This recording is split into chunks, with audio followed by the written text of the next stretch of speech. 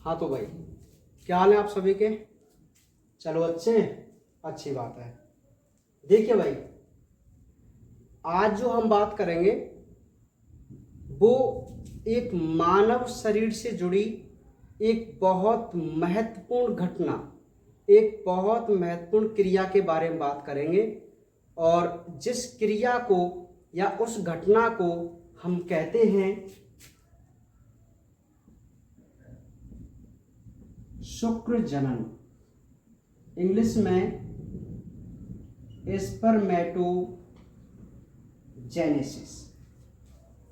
शुक्र जनन, जिसको इंग्लिश में हम स्पर्मेटोजेनेसिस कहते हैं।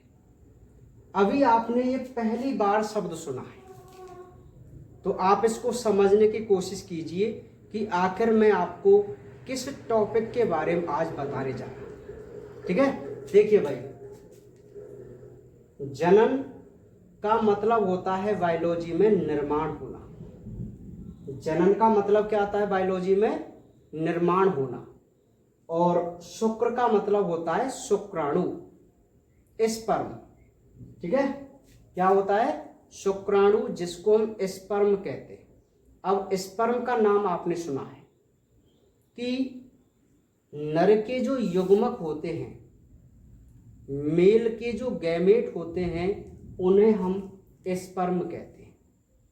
ठीक है, तो आज हम ये समझेंगे कि आखिर स्पर्म का फॉर्मेशन मनुष्य के अंदर किस प्रकार होता है, कौन सी कोशिकाएं करती हैं। ठीक है, तो पूरी एक थ्योरी और आरेख के माध्यम से हम शुक्र जनन की प्रक्रिया को समझने का प्रयास करेंगे।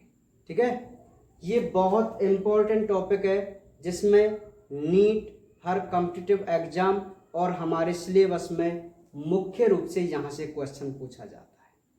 ठीक है भाई, देखिए, अच्छा मैं आपको एक बात और बता दूं कि अभी जो 12th क्लास चल रही है ना, और आपकी जो क्लास है 11th, तो 11th का जो NCERT सिलेबस है वो लगभग RBSE बोर्ड के 12th क्लास की बायोलॉजी के समान है। ठीक है, मतलब ये जो टॉपिक चल रहे हैं ना, ये 12th क्लास में भी है प्रेजेंट टाइम में, लेकिन NCERT में ये 11th क्लास में आपको पढ़ने को मिलेंगे। समझ में आ गई बात? हाँ, तो ध्यानपूर्वक आप समझना। ठीक है भाई, तो देखिए, सबसे पहले तो हम शुक्र जनन की परिभाषा देखते हैं। तो इसकी एक डेफिनेशन होती है, वृषण की आद्य जनन कोशिका से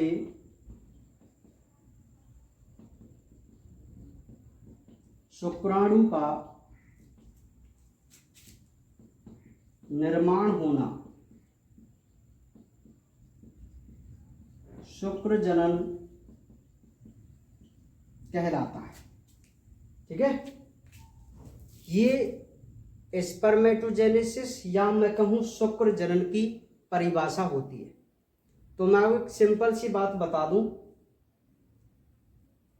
कि जो वृषण होते हैं, टेस्टिस जिनको बोलते हैं, आपने 10th क्लास में वृषण और अंडाशय के बारे में थोड़ा बहुत पढ़ा है। जनन तंत्र आपने पढ़ा है 10th क्लास के चैप्टर नंबर 2 में। ठीक है, और वहां आपने वृषण का भी अध्ययन किया है। तो मैं आपको बता दूं कि वृषण को टेस्टिस बोलते हैं, अंडाशय को ओवेरी बोलते हैं इंग्लिश में। तो आप इनके इंग्लिश नाम ज्यादा याद रखा करो, अच्छा लगता है। तो देखिए, वृषण होते हैं, आप एक बात आप जरूर याद रखना कि मनुष्य की जो शुक्राणु का निर्माण होता है वो टेस्टिस के अंदर होता है। ठीक है, समझ में आ गई बात? तो टेस्टिस के अंदर एक कोशिका होती है, उस कोशिका को हम आद्य जनन कोशिका कहते हैं। आद्य का मतलब होता है सबसे पहली कोशिका, प्राचीन कोशिका। तो एक सिंपल सी परिभाषा हो जाती है कि वृषण की आद्य कोशिका से शुक्राणु का निर्माण होना ही क्या कहलाता है? शुक्र जनन कहलाता है। क्या कहलाता है भाई? शुक्र जनन कहलाता है। ठीक है, समझ में आ गई आपको बात, परिभाषा समझ में आ गई कि आखिर शुक्र जनन क्या है। तो एक सिंपल सी परिभाषा बनेगी कि वृषण की आद्य जनन कोशिका से शुक्राणु का निर्माण होना ही क्या कहलाता है, शुक्र जनन कहलाता है। अब हम ये देखना है कि आखिर ये स्पर्म बनते कैसे हैं, है ना। तो देखिए,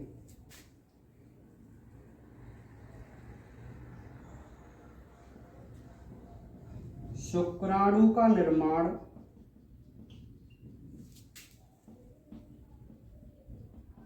दो चरणों में होता है। आपको सारी चीज समझ में आ जाएगी, अभी थोड़ा नया नया है तो आप समझ जाएंगे धीरे धीरे। पहला है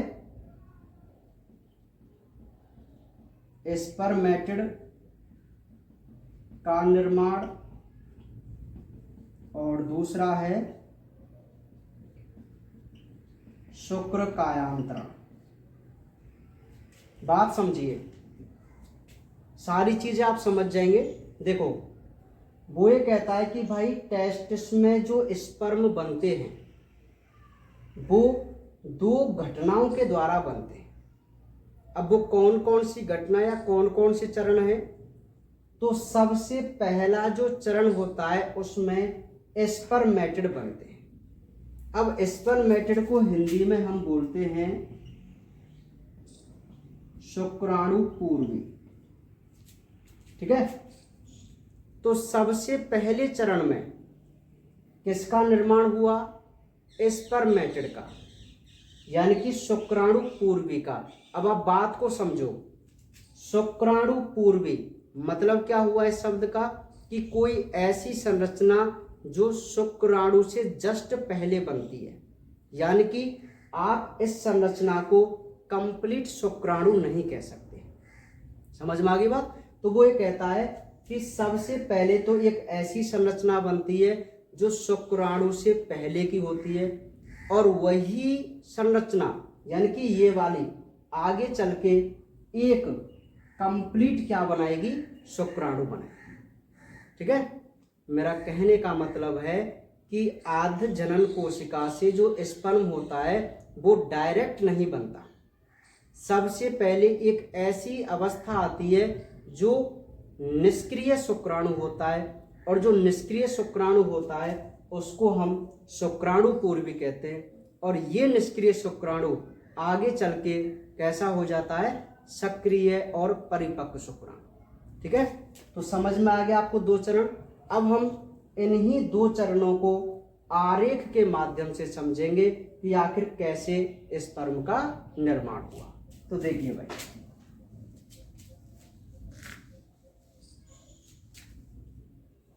सबसे पहला जो चरण है ये वाला, तो उसको हम कहते हैं स्पर्मेटिड का फॉर्मेशन, ठीक है भाई, स्पर्मेटिड का फॉर्मेशन। तो दो चरण थे ना, तो पहले चरण में क्या कह रहा है कि स्पर्मेटिड का फॉर्मेशन होगा सबसे पहले। तो हमें यही समझना है कि आखिर स्पर्मेटिड कैसे बनते हैं। तो वो ये कहता है ये तीन प्रावस्थाओं में बनता है। सबसे पहला गुणन, दूसरा है वृद्धि, और तीसरा है परिपक्वन। ध्यानपूर्वक आप समझिए। वो ये कहता है कि भाई जो स्पर्मेटिड बनना है, क्योंकि आपको पता है कि आप एक परिपक्व स्पर्म बनाने जा रहे हैं और हम समझ रहे हैं कि आखिर ये कैसे बना। तो सबसे पहले उसने ये कहा कि जो स्पर्म बनता है ना टेस्टिस में, वो दो घटनाओं में या दो चरणों में बनता है। पहले चरण में स्पर्मेटिड बनेगा और फिर बनेगा स्पर्म। तो सबसे पहले हम स्पर्मेटिड का निर्माण कर रहे हैं, तो फिर वो हमसे ये कह रहा है कि भाई स्पर्मेटिड जो बनता है वो भी तीन प्रावस्थाओं में बनता है। पहली प्रावस्था गुणन प्रावस्था, दूसरी प्रावस्था वृद्धि और तीसरी है परिपक्वन। ठीक है, अब देखिए सबसे पहले क्या होता है, अब इसका एक आरेख है और आरेख के माध्यम से आपको तीनों प्रावस्थाएं समझ में आएंगी। देखिए भाई, सबसे पहले हमारे पास एक कोशिका है जिसको हम आद्य जनन कोशिका कहते हैं। ठीक है, 3 फेज हैं, तो ये देखो 3 फेज में यहां पर बना रहा हूं, ये वाली। ये 3 फेज किसकी हैं? ये जो पहली फेज है वो गुणन है, ये जो है वृद्धि है, और ये है वो परिपक्व है। ठीक है, तो 3 फेज हम यहां पर समझने की कोशिश करेंगे। तो ये 2n का मतलब आप समझो, ऐसी कोशिका जिसमें 46 गुणसूत्र हो, उस कोशिका को हम द्विगुणित कोशिका कहते हैं। और मैं आपको एक बात बता दूं कि जो युग्मक होते हैं, किसी के भी युग्मक हो, वो हमेशा अगुणित संरचना होते हैं। अगुणित का मतलब ऐसी संरचना जिसमें आधे गुणसूत्र हों, अर्थात किसी कोशिका में, मानव की कोशिका में यदि 23 गुणसूत्र हैं तो वो जरूर युग्मक होगा। शरीर की कोई और कोशिका कभी भी अगुणित नहीं होती, केवल युग्मक ही अगुणित रहते हैं। और अगुणित संरचना हमेशा अर्धसूत्री विभाजन से बनती है। ठीक है, अब अर्धसूत्री और समसूत्री विभाजन क्या होते हैं ये हम कभी बात करेंगे। ठीक है, आप फिलहाल समझने की कोशिश कीजिए। देखिए, ये सबसे पहले आद्य जनन कोशिका थी जिसमें द्विगुणित थी। इस कोशिका में समसूत्री विभाजन हुए। कौन सा विभाजन हुआ? समसूत्री विभाजन। और समसूत्री विभाजन से इसमें बहुत सारी कोशिकाएं बनी, और वो पूरी जो कोशिकाएं थीं वो सभी कैसी हैं? द्विगुणित हैं। अब मैं आपको एक बात बता दूं, समसूत्री विभाजन ऐसा विभाजन होता है जिसमें नई कोशिकाओं में गुणसूत्रों की संख्या समान चलती है, और अर्धसूत्री विभाजन ऐसा होता है जिसमें गुणसूत्रों की संख्या नई कोशिका में आधी हो जाती है ना। तो देखो, ये आद्य जनन कोशिका थी। इस आद्य जनन कोशिका में सबसे पहले समसूत्री विभाजन हुआ। तो देखो, यहाँ पर जो नई कोशिका बन रही हैं उन सभी कोशिकाओं में द्विगुणित है ना, अर्थात गुणसूत्रों की संख्या समान चल रही है ना। तो इसी विभाजन को हम समसूत्री, अरे भाई सम का मतलब समान, सूत्र का मतलब गुणसूत्र। ठीक है, अर्ध माने आधे, गुणसूत्र, तो यही रहे समसूत्री और अर्धसूत्री। ठीक है, तो ये तो हो गई हमारी गुणन प्रावस्था। अब ये जो कोशिका बनी, आद्य जनन कोशिका से समसूत्री विभाजन होकर जो कोशिका बन रही हैं, उन कोशिकाओं को हम स्पर्मेटोगोनिया कहते हैं। क्या नाम दे दिया इनका? स्पर्मेटोगोनिया, है ना।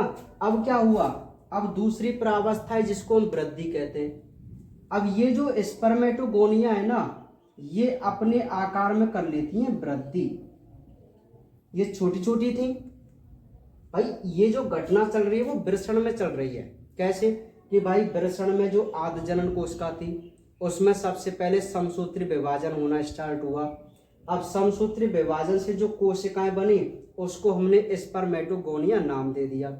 अब ये जो स्पर्मेटोगोनिया हैं उन्होंने अपने आकार में वृद्धि की, और ये देखो एक कोशिका बनाई है जो कि बहुत बड़ी है, और इस कोशिका को हम नाम देते हैं प्राथमिक शुक्र जनन कोशिका। क्या नाम देते हैं? प्राथमिक शुक्र जनन कोशिका। अब ये जो प्राथमिक शुक्र जनन कोशिका है ये प्रवेश करती है परिपक्व प्रावस्था में, और इसमें होता है अर्धसूत्री विभाजन फर्स्ट। अब कौन सा विभाजन हो रहा है यहाँ पर? अर्धसूत्री। किसमें? प्राथमिक शुक्र जनन कोशिका में। और जब इसमें अर्धसूत्री विभाजन होगा तो 2 कोशिकाएं बनेंगी जो कि कैसी हैं, आप समझो, एन लिखा हुआ है मतलब अगुणित कोशिका है। कैसी हैं? अगुणित। और इन कोशिकाओं को हम कहते हैं द्वितीय शुक्र जनन कोशिका। ठीक है। अब ये जो द्वितीय शुक्र जनन कोशिका हैं, इनमें अर्धसूत्री विभाजन सेकंड होता है जिससे 4 कोशिकाएं बनी और इन्हीं 4 कोशिकाओं को हम नाम देते हैं स्पर्मेटिड। यहां तक आपको दिखाई दे रहा है क्या? हाँ, दिखाई दे रहा है ना, क्लियर बिल्कुल। हाँ, देखो बात को ध्यानपूर्वक समझो। हमारा जो टॉपिक है वो है कि आखिर शुक्राणु कैसे बने वृषण में। अब उसने बताया कि स्पर्म का निर्माण 2 चरणों में होता है कि पहले तो बनते हैं स्पर्मेटिड और फिर बनते हैं शुक्राणु। ठीक है। अब देखो, तो जब हम स्पर्मेटिड बना रहे थे तो उसकी हमने 3 प्रावस्थाएं देखने को मिली। कौन कौन सी? सबसे पहली थी गुणन प्रावस्था, दूसरी थी वृद्धि प्रावस्था और तीसरी थी परिपक्वन प्रावस्था, है ना। तो गुणन प्रावस्था में क्या हुआ कि सबसे पहले जो आद्य जनन कोशिका थी उसमें समसूत्री विभाजन हुए जिससे बहुत सारी कोशिकाएं बनी और उन कोशिकाओं को नाम दिया गया स्पर्मेटोगोनिया, है ना। अब स्पर्मेटोगोनिया ने क्या किया, अपने आकार में वृद्धि कर ली, बहुत बड़ी हो गई और उस प्रावस्था को नाम दिया वृद्धि प्रावस्था। और इस प्रावस्था में जो कोशिकाएं बनी उनको नाम दिया गया प्राथमिक शुक्र जनन कोशिका। ठीक है। फिर आगे क्या हुआ कि इस प्राथमिक शुक्र जनन कोशिका में, जो कि अपने आकार में बहुत बड़ी थी, उसमें अर्धसूत्री विभाजन पहला हुआ, मतलब पहली बार। तो 2 कोशिकाएं बनी जो कि अगुणित थी, अर्थात उनमें गुणसूत्र कैसे हो गए? आधे। तो उन कोशिकाओं को हमने क्या नाम दिया? द्वितीयक शुक्र जनन कोशिका। अब इन द्वितीयक शुक्र जनन कोशिकाओं में और अर्धसूत्री विभाजन हुआ जिससे 4 कोशिकाएं बनी। अब ये भी सब कैसी हैं? अगुणित। 4 कोशिकाएं बन गई ना, तो इसको हम नाम देते हैं स्पर्मेटिड। और हमारा टॉपिक क्या था? स्पर्मेटिड का फॉर्मेशन। ठीक है। तो आप देखिए, परिपक्व अवस्था में अर्थात प्राथमिक शुक्र जनन कोशिका में 2 बार अर्धसूत्री विभाजन होने से एक कोशिका से 4 क्या बन गई? स्पर्मेटिड। क्या है भाई स्पर्मेटिड? ये ऐसी कोशिका है जो कि अगतिशील शुक्राणु है, निष्क्रिय अवस्था का शुक्राणु। और आप जानते हैं कि शुक्राणु जो होते हैं वो गतिशील होते हैं, है ना। अब नेक्स्ट समझिए, यहां तक आपको कोई दिक्कत नहीं है। अब मैं इसका आरेख यहां पर बना रहा हूं जो आपको नीचे ही बनाना है। अब ये तो हुआ स्पर्मेटिड, दूसरा है शुक्र कायांतरण। ठीक है। तो इस शुक्र कायांतरण में क्या होता है कि ये जो 4 स्पर्मेटिड बने, 4 स्पर्मेटिड, ये चारों स्पर्मेटिड आगे चलकर अपने अंदर कुछ बदलाव कर एक परिपक्व क्या बना लेते हैं? शुक्राणु बना लेते हैं। देखो, ये 4 स्पर्मेटिड हैं, 4 स्पर्मेटिड हैं ये वाले। आपको डायग्राम ऐसे ही बनाना है, मतलब इस डायग्राम के नीचे डायरेक्ट आपको ये 4 चीज बनानी है। ठीक है। और वहां लिख देना है शुक्र कायांतरण, मतलब इधर साइड में। ठीक है, समझ में आ गई बात? तो देखिए, ये हमारे पास स्पर्मेटिड से आगे चल के क्या बन गए? 4 शुक्राणु बन गए। तो आपको समझ में आ गया कि आखिर वृषण में एक आद्य जनन कोशिका से किस प्रकार शुक्राणुओं का निर्माण हुआ। ठीक है।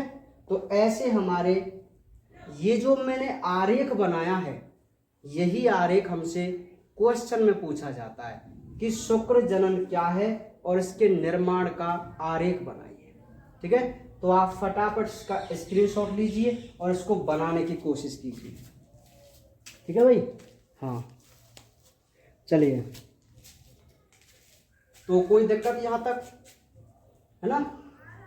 तो क्लियर है बात। चलिए भाई, तो अब मैं आपको बता दूं कि नीट एग्जाम में, नीट एम्स के एग्जाम में यहां से एक बहुत इंपॉर्टेंट क्वेश्चन पूछा जाता है। और वो क्या क्वेश्चन पूछा जाता है आपको मैं बताऊं, यहां पर आप ध्यान देना। ये जो कोशिका है वो कौन है? प्राथमिक शुक्र जनन कोशिका है। कौन सी कोशिका है? प्राथमिक शुक्र जनन कोशिका, है ना?